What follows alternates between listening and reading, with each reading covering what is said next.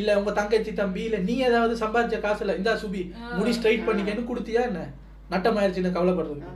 அந்த பொண்ணு மீன் ஊறுகாய் போட்டு சம்பாதிச்ச காசுல கடன் அடைச்சு விட்டு ஒரு டிவி ஷோக்குள்ள வர்றாங்க. அப்படியே பப்பர பேண்ட் நான் மீனவ பொண்ணுனா வர முடியும்? அப்படி வந்தா அப்படி பேசுவாங்க, அப்படி வந்தா அப்படி சொல்லுவாங்க. ஒரு மீனவ சமுதாயத்துல இருந்து அதை கெடுக்கிறதுக்குன்னே வந்திருக்கு இந்த பொண்ணுன்னு பேசுவாங்க. ஒரு சமுதாயத்தை பத்தி பேசுறாங்க, மீனவ சமுதாயத்தை பத்தி பேசுறாங்க, பாடி ஷேமிங் பண்றாங்க. சேதுபதிக்கு காதல் ஆபரேஷன் ஒன்னும் கேட்காது.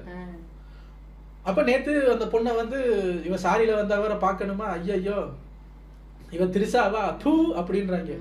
ஏன் பார்வதி அது சரி உனக்கு கண்ணு முன்னாடியில இருக்கு, எங்களுக்கு தானே நாங்க கேமராவில் பாக்குறோம்.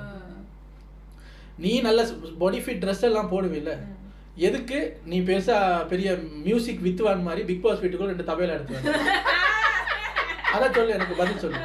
இப்ப நாங்க அந்த கருமத்தையெல்லாம் பாக்கணுமா? சி கருமண்டா இதை வேற பார்த்து தொலையணும்.